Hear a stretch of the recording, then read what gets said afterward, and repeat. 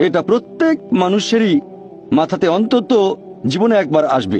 হতে পারে সেই লোক ধনী অথবা গরিব, রাজা অথবা প্রজা, কালো বা সাদা, হলুদ বা বাদামি। সে থাকতে পারে আমেরিকায় বা ইংল্যান্ডে, অথবা থাকতে পারে ভারতে বা সৌদি আরবে। এই প্রশ্নটা পৃথিবীর প্রত্যেক মানুষের মাথাতেই অন্তত একবার উঁকি দিয়ে যাবে। আমাদের কেন সৃষ্টি করা হয়েছে? আমরা এই পৃথিবীতে কেন? আমাদের এখানে আসার উদ্দেশ্যটা কি?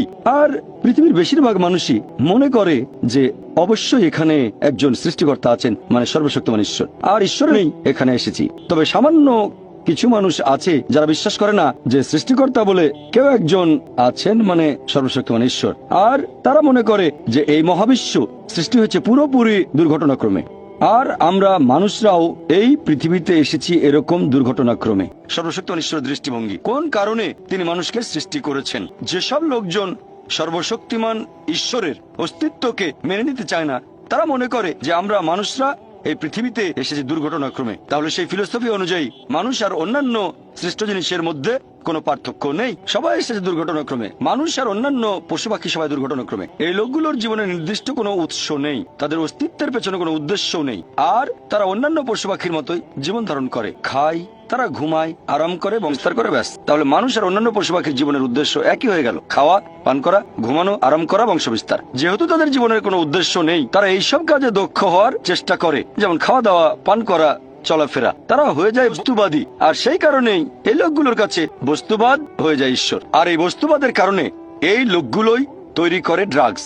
টাকা কামানোর জন্য, আরামাইশের জন্য। তারা তৈরি করে বোমা, ভয়ঙ্কর সব মারণাস্ত্র, লিপ্ত হয় অবাধ যৌনাচার, ব্যভিচারে, তারপর সমকামিতায় আর পর্নোগ্রাফিতে। এতে তাদের মধ্যে কোনো বিকার নেই। তারা ড্রাগস তৈরি করুক অথবা পর্নোগ্রাফিতে ব্যস্ত থাকুক, তাদের মূল উদ্দেশ্যটা বস্তুবাদ ছাড়া আর কিছুই নয়। আসুন আজকে আমরা এই প্রশ্নটার উত্তর খোঁজার চেষ্টা করি দুটো দৃষ্টিভঙ্গি থেকেই, যে সৃষ্টির উদ্দেশ্যটা আসলে কি। প্রথমে আমরা দেখব আমাদের সৃষ্টিকর্তার দৃষ্টিভঙ্গি, সর্বশক্তিমান ঈশ্বরের দৃষ্টিভঙ্গি, অর্থাৎ আল্লাহ সুবহানাহু ওয়া তাআলার দৃষ্টিভঙ্গি। কোন কারণে তিনি মানুষকে সৃষ্টি করেছেন? আল্লাহ সুবহানাহু ওয়া তাআলা কোরআনে বলেছেন, সূরা গাফির অধ্যায় নম্বর 40 আয়াত নম্বর 57, যে আকাশমণ্ডলী আর পৃথিবীর সৃষ্টি অনেক মহান মানুষের সৃষ্ট জিনিসের চেয়ে, কিন্তু অধিকাংশ মানুষ এখনো সেটা বুঝতে পারে না। অনেক মানুষ মনে করে যে আমরা হলাম সৃষ্টির সেরা জীব, তবে আল্লাহ বলেছেন আকাশমণ্ডল আর পৃথিবীর সৃষ্টি মানুষের সৃষ্ট জিনিসের চেয়ে অনেক বেশি মহান। এখন যদি উত্তর দিতে হয় যে কেন আল্লাহ সুবহানাহু ওয়া তাআলা সর্বশক্তিমান ঈশ্বর আমাদের সৃষ্টি করলেন, আল্লাহ সুবহানাহু ওয়া তাআলার অন্যতম একটা বৈশিষ্ট্য, ঈশ্বরের বৈশিষ্ট্য হচ্ছে সৃষ্টিকর্তা, সেরা সৃষ্টিকর্তা। আর আল্লাহ পবিত্র কোরআনে বলেছেন সূরা মুমিনুন অধ্যায় নম্বর 23 আয়াত নম্বর 14, যে আমাদের স্রষ্টা সুবহানাহু ওয়া তাআলা তিনি সর্বোত্তম স্রষ্টা। যদি একজন স্রষ্টা থাকেন, তার বৈশিষ্ট্য যদি হয় সৃষ্টিকর্তা, তার সৃষ্ট জিনিস থাকতে হবে। যদি কোনো সৃষ্টি না থাকে, তাহলে কোনো সৃষ্টিকর্তা থাকবে না। যেমন ধরেন, আপনি বললেন যে ওই লোকটা সেরা লেখক, তাকে প্রশ্ন করা হবে যে আপনি কি কি জিনিস লিখেছেন, আপনার এগুলো কোথায়, আর্টিকেল গুলো কোথায়? সেই লোক তখন বই বা আর্টিকেল দেখালে আমরাও বলতে পারি যে হ্যাঁ, এই লোকই সেরা লেখক। একইভাবে আল্লাহ তাআলার অন্যতম একটা বৈশিষ্ট্য হচ্ছে সৃষ্টিকর্তা, সর্বোত্তম সৃষ্টিকর্তা।